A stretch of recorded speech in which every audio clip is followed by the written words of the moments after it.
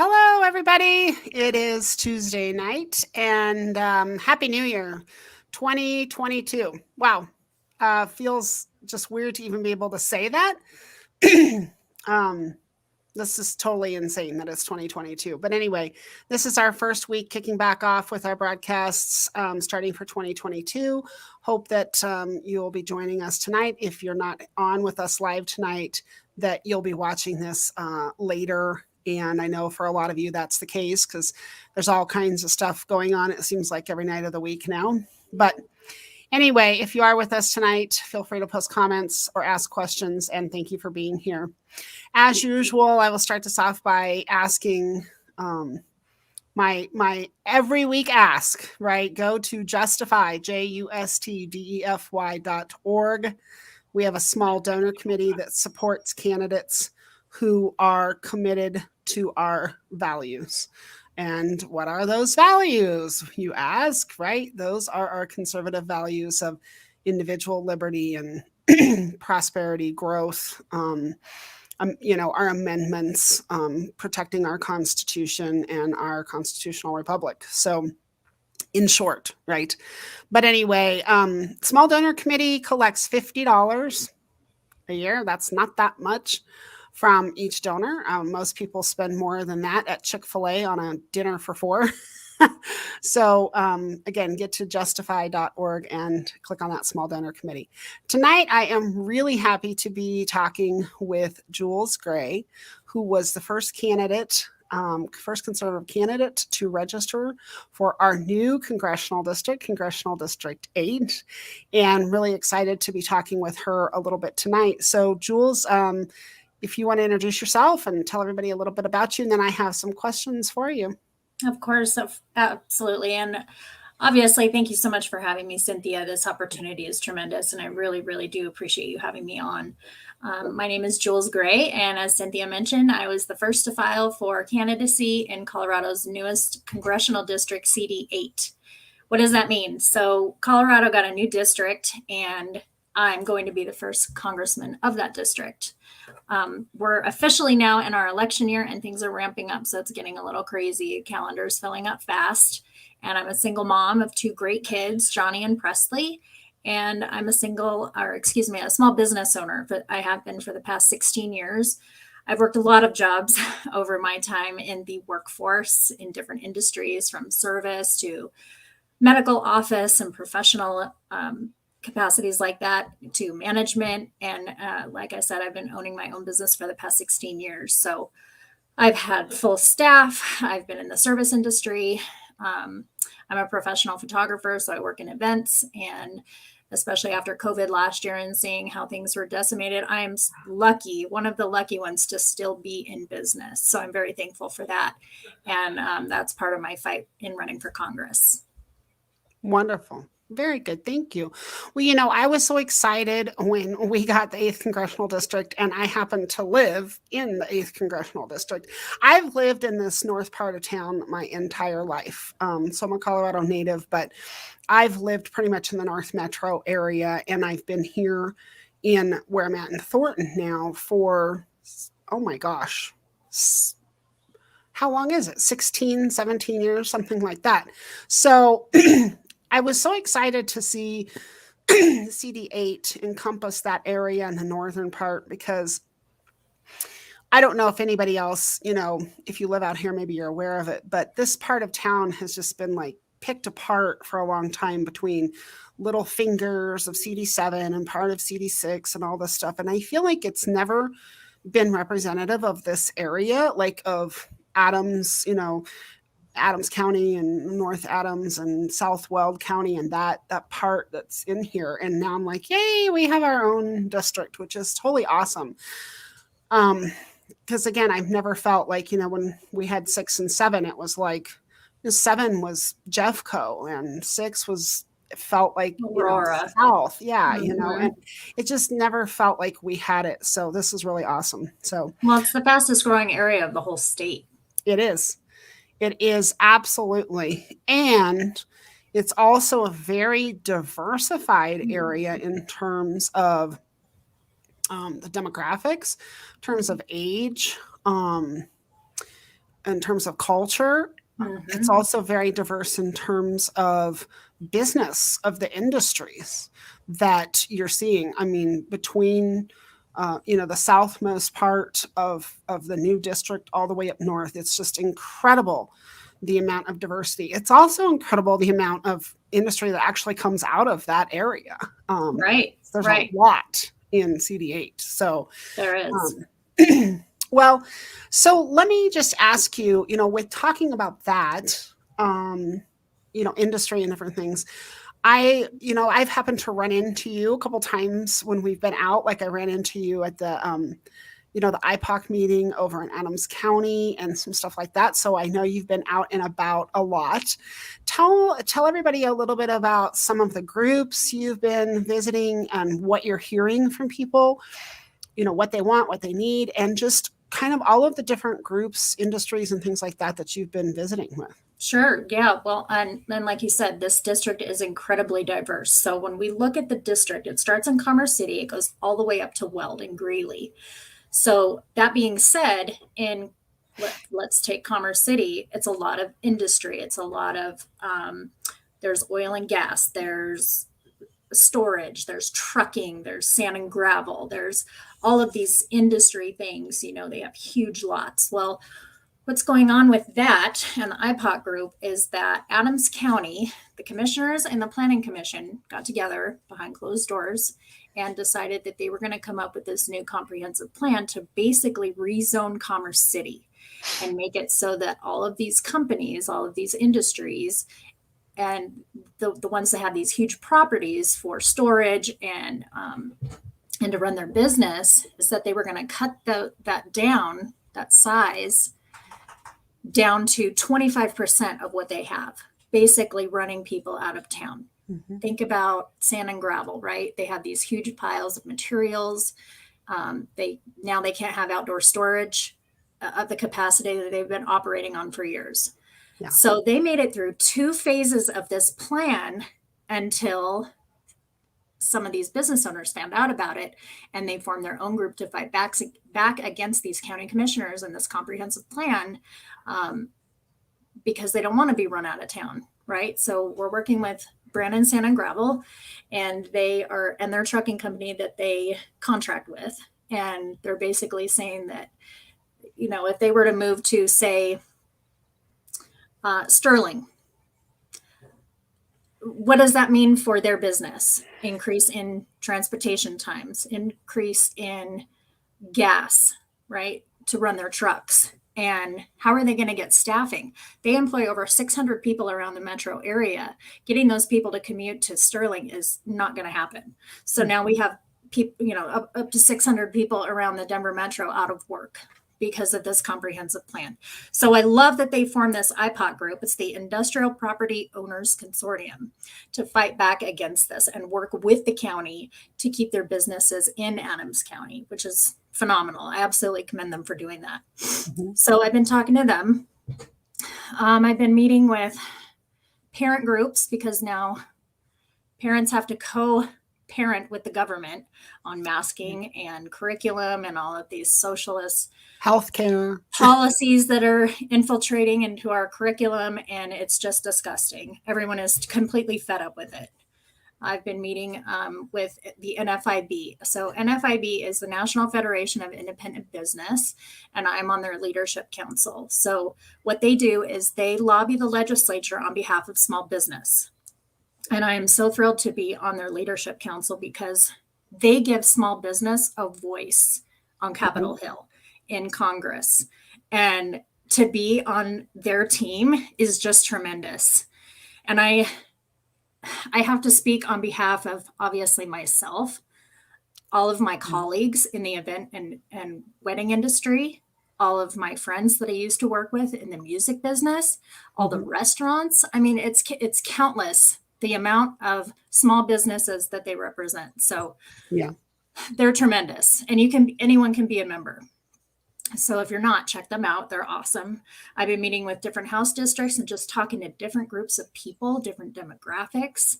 I made it my mission to go on a tour of CD8 and learn about the different businesses and industries in CD8 and how policy affects them on the county, state, and federal levels. So Yeah. I started with Sand and Gravel and the IPOC group. And then last month I went and did a tour of a huge ranch and farm up in northeastern Colorado. And I learned about how they're affected because people who don't understand their industry, agriculture, farming, ranching, who are bureaucrats and they're on these boards that make decisions for these industries, don't understand at all what they do. Right. It doesn't make any sense. So they're having all kinds of issues with not just water, but their expenses when it comes to supply chains, trying to get things to fix their farming equipment, because if they don't have tractors to run or gas to put in their tractors, they can't produce. Right. And that's a huge industry in CD8 in Weld County. Yeah. And then we have oil and gas, which is on my plate this month to go and tour and learn about, with how drilling and fracking and all of these things and the decimation of this industry in Colorado has affected it. Did you know that 90% of oil and gas in Colorado comes from Weld County? That's a ton. Well, it's incredible. And Adams County, which sits in CD8, has been notorious for doing to oil and gas what they're trying to do to industrial owners and stuff. They want all the benefits of oil and gas, but they don't want it in their county. Right. And even municipalities, I know the municipality I live in, has that problem as well, where, they want to benefit from oil and gas production up in Weld County. Let's make sure it's not here. But that's one of the things I'm excited about. CD8, I think, will help us bring together these areas and help us find some common ground and things, because that whole idea that, well, I don't want this in my county or my city because I think it's icky or whatever misconception people have of it, but that's okay. Go ahead and put it right here in my neighbor's yard, is a really poor way of conducting business. Well, and that's definitely, you just hit it, a nail on the head. A lot of these policies are made because people don't understand the industry. They don't understand, let's say, EPA regulations, where things are a lot cleaner than they think they are, Yep. So that's where it starts. We need, I think, education on these industries is going to be a big, big factor for keeping them in Colorado. Yeah. When I was running last year, I started off one of my first broadcasts with Trisha Fanning, who's an engineer, and she's a specialist in regulation in oil and gas. And it was tremendously helpful to talk with her and learn about this from someone who is on the inside. She literally does regulation oversight. And, in Colorado, oil and gas is more regulated than in most places around the country. Sure. And so this notion that they're just polluting everything and stuff is just, it's false. It's inaccurate. Yeah. Yeah. It's a false narrative. So wonderful. Well, it sounds like you're really making your way around the district. I want to be the most effective representative for the people, the parents, the children, the businesses, the industries in CD8. There's the only way I'm going to do that is if I get out there and go meet people and learn about everything. Yeah. Yeah, absolutely. And I think that this is something that a lot of people who have been in bureaucracy for some time seem to forget. It seems like there's a lot of people who get into some political position or elected position, and before their term is even over, they're giving that up and they're moving on to the next bigger, better thing. And of course, new congressional districts, and this year with Senate being up for election and all kinds of stuff, you see people who have been in public office always kind of moving up and moving around. And I think sometimes they forget that this is about service, that this is Mhm. about learning about your constituents, literally sitting in their living rooms, sitting in their boardrooms, sitting in their schoolrooms, and hearing what they have to say. So I'm really just so psyched to hear that you are doing that at so Thank many you. different levels. That's really great. Thank you. Yeah, and I call them revolving door politicians because they abandon the position and the office that they get elected for. They abandon their constituents Yeah, for the next best thing. What does that say to the people that elected them? yeah. Sorry, I got better things to do. No. And I am not one of those people. I don't abandon anybody. Yeah, it's unfortunate when that happens. I think that it's so easy to feel like, well, I'm serving here and now there's something else I want to do, but we have to keep sight of making sure that we are actually representing. That's what we're meant to be doing if we're running for public office. So, um, with that said, um, what do you think when I say we, right, we could talk about the GOP, we could talk about the Republican Party, we could talk about conservatives in general. Of course, my mission in Justify is not just the GOP, right? We are we are basically a conservative, for lack of better words, organization. We support candidates who support those values. You don't have to be a Republican, you don't have to be whatever. And to be honest with you, a lot of the people who have supported Justify or been affiliated with that, or even who I think supported me when I was running last year and stuff, are people who aren't necessarily even affiliated voters. But you are definitely running on the Republican ticket, and that's pretty normal for a conservative candidate to do that. It makes sense, right? That we have an infrastructure there, but I'm curious as to what you think we need to do, on the big level, like at all levels of service now. From 2021 showed us that people are really starting to get fed up and the tide is changing, and we were able to attain or take back, or whatever word you want to use, a lot of seats all over the country, really, to more conservative candidates and representatives. So in 2022, what do you think we need to do? What are we going to have to do to win?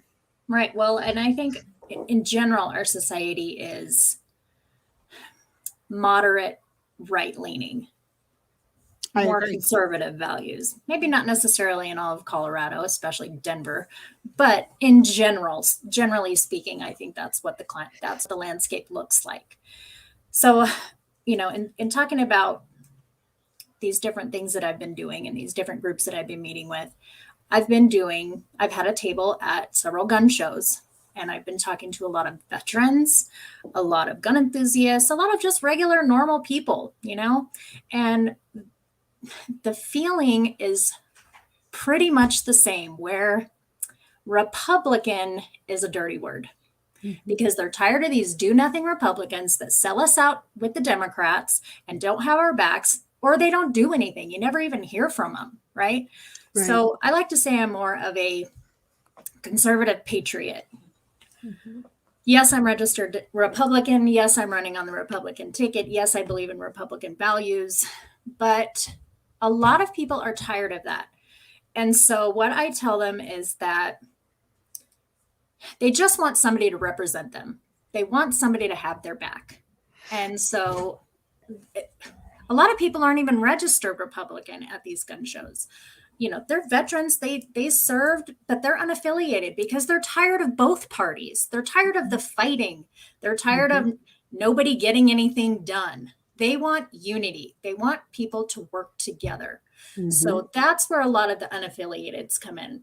And like I said, we're a little moderate right leaning. So if we can stay true to our conservative values, but also find that common ground, where I think those few things are going to be affordability, right? We have to combat this inflation, this out of control inflation and government spending, that's absolutely out of control. Americans cannot afford this.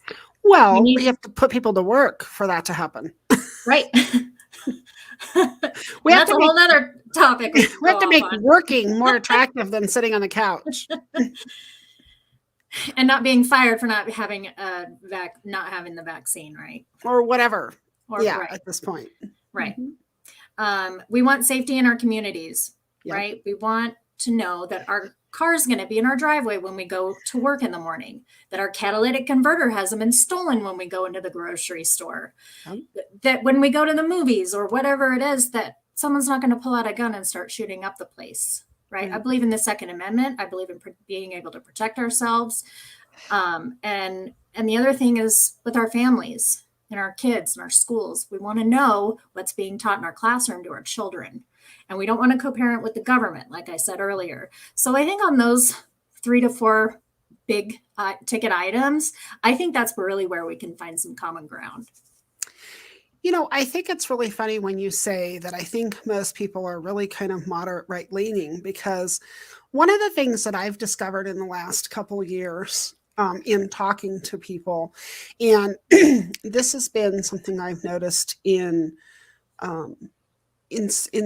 smaller like subcultures and cultural groups, is that there are a lot of people who have been indoctrinated into believing that the Democratic Party is, the champion of them, that the Democratic Party champions them, and however they identify. And I find this particularly interesting with, let's say, the Hispanic community. So, my husband is first generation Mexican American, and, he is very proud American. And, we talk about culture and stuff, and I have friends and we've talked about this. One of the things that I think is very interesting is people are like, oh, they're Democrats because they're Hispanic or something like that. Because the Democrats, protect them or support them or whatever, however you want to look at it. But when you talk to people, they're really not Democrats. Like, their belief systems don't align with that party. Mm-hmm. I had really great conversations with a gal I worked with, and she's so awesome. She's young, but she was definitely raised blue, right? But she was always open, and we had these great, wonderful conversations. And one of the things I used to say to her is, you're a Republican. You don't know it, but you're a Republican. And I think for a lot of people, we have lived the lie for so long that there's this huge chasm, and that the Democrats are the only ones who could or can or do support minority groups or women or this or those kinds of things. I know that when I was younger, I was enticed into believing that they supported women's rights. And, I think that's the biggest lie of the world, is that for women to have good women's rights and for us to be good women, we have to support abortion. That's right. Insanity. That's just like a craziness. But I believe that, the majority of people, and particularly people in small subcultures, what they value is they value life. They value hard work. Mm-hmm. They value family. Mm-hmm. They value parenting their children the way that they see fit. Right. They value lower taxes for working class people. Sure. All of these things, and those are not Democratic platform. No, and I think that it starts with the Republican messaging has been a big issue. Mm-hmm. That's why they think that. And in the 8th, we have the biggest population of Hispanic voters in the state of any district. It's almost 40%. Yes. So while we need to reach those unaffiliated, we also need to reach our Hispanic brothers and sisters, because they think like we do. They just don't know it. Or maybe, they're starting to wake up. They're starting to realize, I'm reading every day that the Hispanic population is leaving the Democratic Party because of these crazy full on left wing socialist policies that are coming down the line. People have been lied to. Oh, So many yeah. people have been lied to. Like I say, young women, especially on college campuses and stuff, are a huge target for being lied Mhm. to. I know that when I was a young woman on a college campus, I bought into that notion that you had to support those ideas. I was a registered Democrat years ago, long time ago. But I'll tell you what, I was never really a Democrat. I never was. I mean, in retrospect, and after I actually came awakened and learned what I really truly, where my values aligned with in terms of Mhm. political party, I never was a Democrat. I was always a conservative. Mhm. But the propaganda, the media, the money that the Democrats spend, Yeah. the messaging of the Republican Party, just the image, all of those things together, um, they're so they're so pervasive. And I think Well, and that, our youth is so impressionable. yes, very much so, very much so. Um, well, I think that's great that you're really thinking about what do just common everyday folks want? They want Yeah. affordability, they want jobs, they Mhm. want to feel safe, they want to parent their kids. Mhm. You know, I even parents, and I know that things like COVID, right? This has now become this. It's just so disheartening to me that COVID has become a thing that is now a political. There's this Yes. political chasm, right? Yes. Vaccines, no It's vaccines, very masks. divisive. It is very divisive. But I think even parents who don't think the way I do, right? Like if I don't support my child getting the vaccine or having to wear a mask, I think that even parents who would say, well, I'm going to give my child the vaccine or whatever, I don't really believe that most of the, now there are some, right? We know there's always this faction of whatever craziness, right? Especially with this huge communistic movement in the country.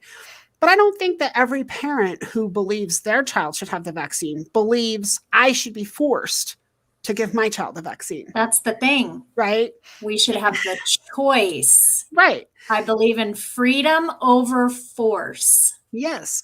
as do a And lot of people. That's America. yeah. And even people who don't think like I think, I don't believe that their whole objective in life is just to force me to do what they want.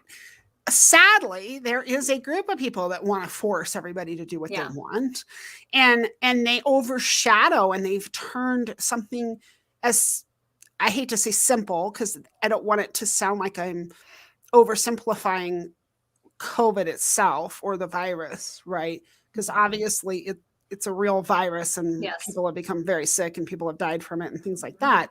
Mhm. But they've overshadowed that with this crazy agenda. It's everything.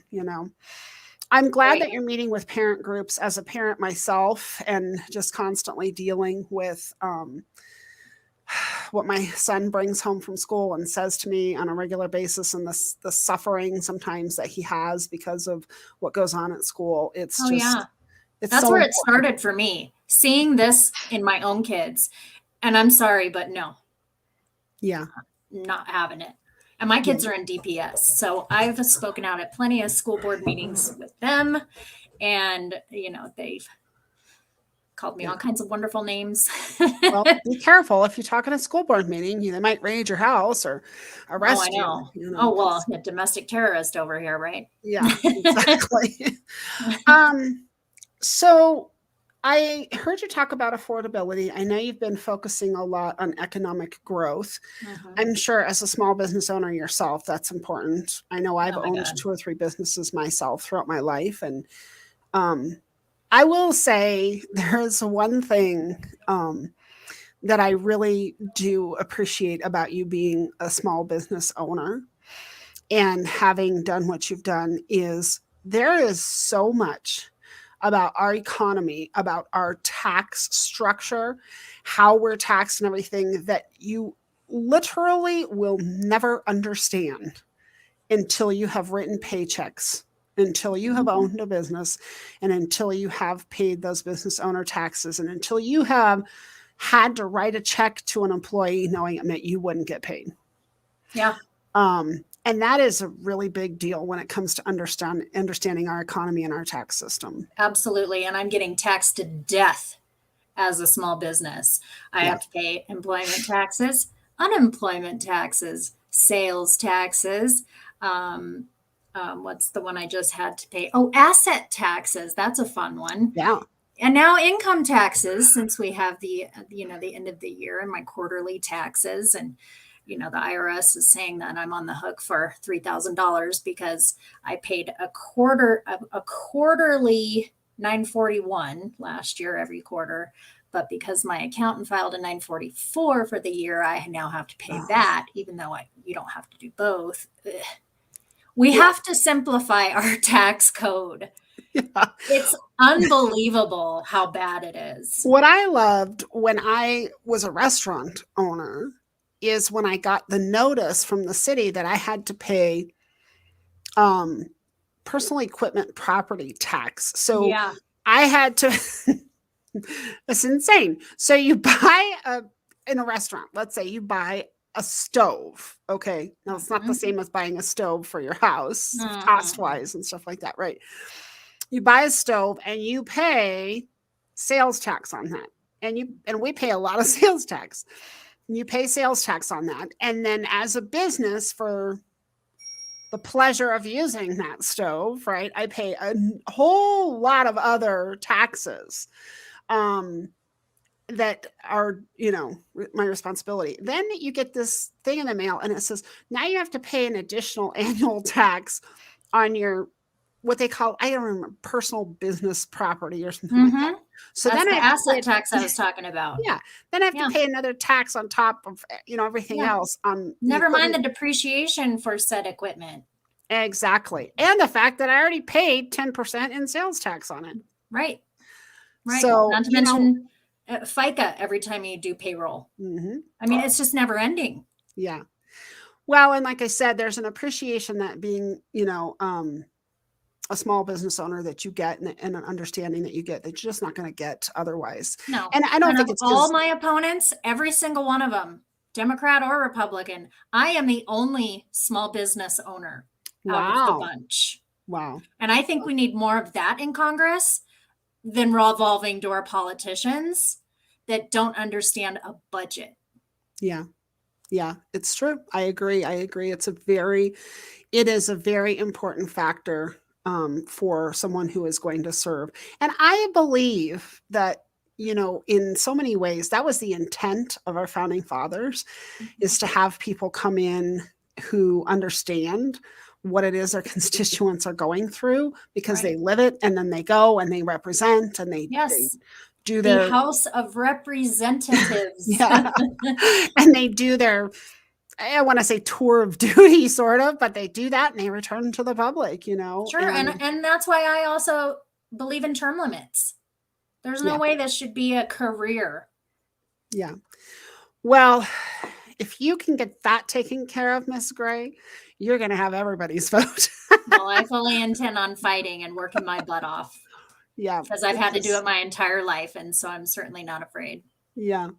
The term limit thing is something we eventually have to address. I just think that what it will take, people are afraid of having to have that convention because they're afraid of the wormhole that it will open. Right. Well, and the Congress will never vote for it. It has to be the people. Yeah, exactly. Well, I mean, who would vote to fire themselves and get a demotion? Right. I'll do 10 years. That's Yeah. 5 terms. Exactly. Exactly. Well, I really appreciate you coming on tonight. I'm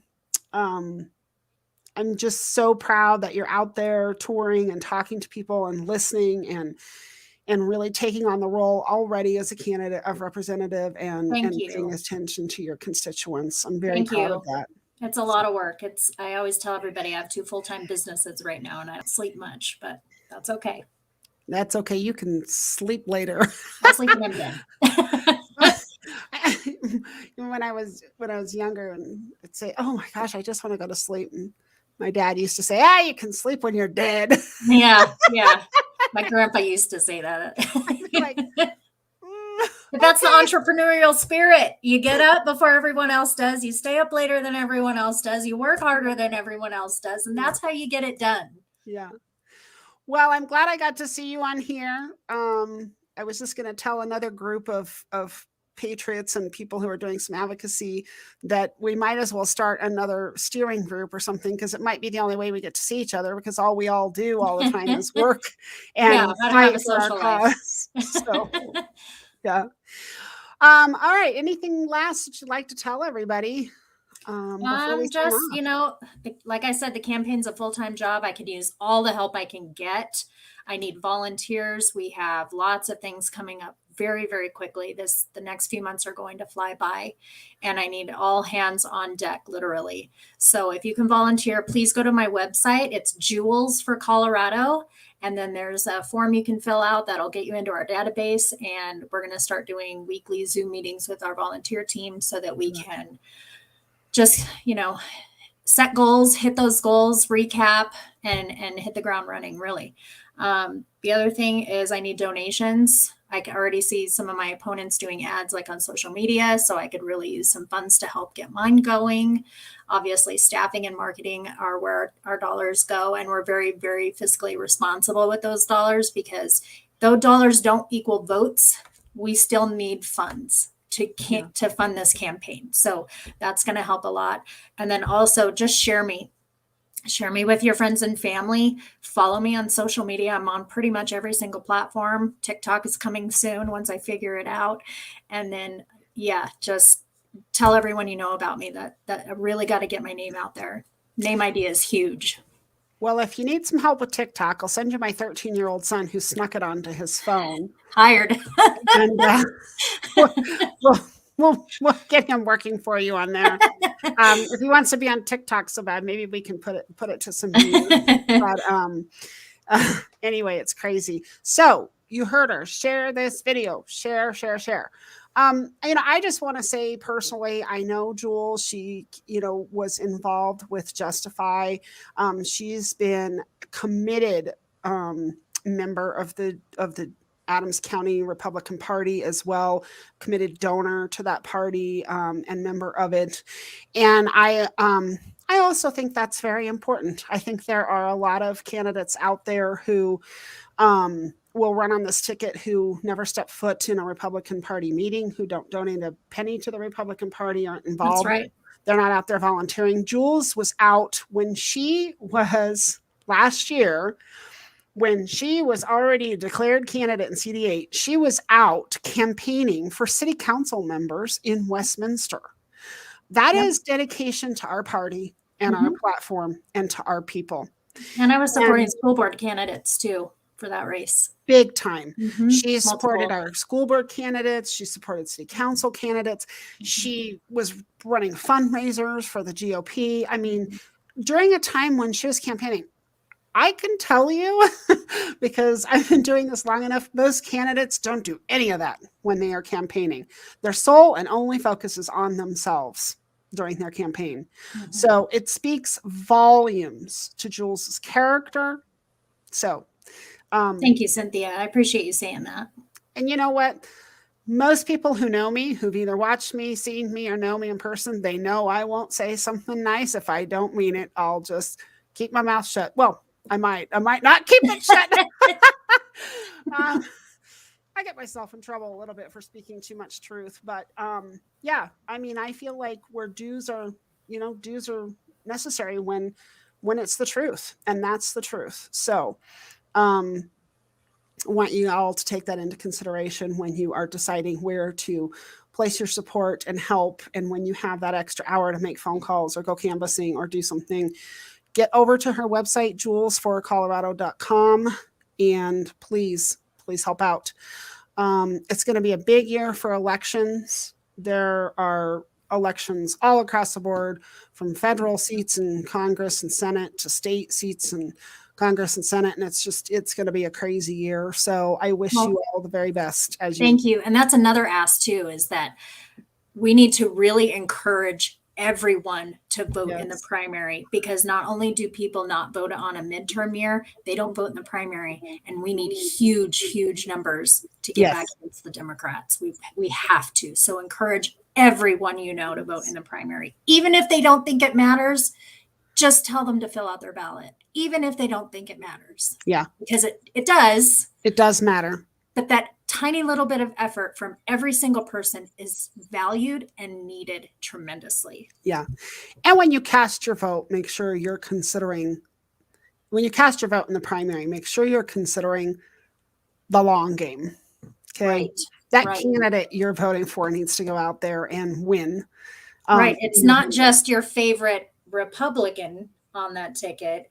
It's who is going to win against the Democrats in the general. And who's going to put in the work for that. And I think it's important to think about that. Primaries, you know, this last year with municipal races and stuff, I had the opportunity to talk to like Greg out in Brighton, the mayor in Brighton, and I was looking at their numbers of people who voted out there, and I was like, these numbers are so low. They're just scary low. You know, I was talking, like I said, Greg Mills, and I said, Greg, what's the deal with that? Is that normal? And he's like, yeah, we have very, low voter turnout. And why are we having this issue? You know, my biggest pet peeve, and I've posted a lot of little vlogs and gripe sessions on social media about this, is armchair, advocates. Keyboard warriors. Yes, get off, whatever. I mean, I know we do this on Facebook because it's just a matter of convenience, but let me tell you, this is not where we're doing our most work. And anybody who knows me knows I'm out in the community, and anybody who has seen you out there is knowing what you're out there doing as well. But get out and vote, for God's sakes. I mean, if you can't do anything else, at least do that. So yeah, right. Very good. Bare minimum. Yep. So forego the Starbucks this week. Never think that any donation is too small. And the other thing that I used to say is it's not a donation, it's an investment in your future.